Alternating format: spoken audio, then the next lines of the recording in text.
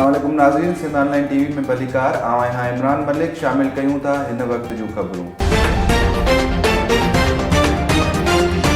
नाज़रीन, चूअट जमाली जे बाग मोहल्ले जे रहवासन मसमात नजमा ज़ाल खमीसो मल्ला चूअट जमाली प्रेस क्लब ते एहतजाज कंदे ऐं इल्ज़ाम हणंदे चयो आहे त गुज़िरियल राति रोज़े बाद कोशे मेमन बिरादरी जे माण्हुनि सां असांजे छोकिरनि जो कंहिं मामूली ॻाल्हि तां जहिड़ो थियो हो, जंहिं बाद कोशे मेमन बिरादरी जे माण्हुनि असांजे घर में घिड़ी आया। घर में असां 3 औरतूं मौजूद हुयासीं, को बि मर्द न हो। उन्हनि असांखे मार कुट करे ऐं असांजी इज़त ते हमलो करण जी कोशिश कई। असांजी दाह ऐं रड़ियुनि ते घर खां ॿाहिरि निकिरी विया। असां अहिड़ी रिपोर्ट चूअट जमाली थाणे ते ॾिनी आहे। मसमात नजमा IG सिंध ऐं SSP सजावल खां मुतालबो कयो आहे त असांजे घर में घिड़ी असांजी इज़त ते हमलो कंदड़ कोशे मेमन बिरादरी जे जवाबदारनि ख़िलाफ़ कार्रवाई करे इंसाफ़ कयो वञे।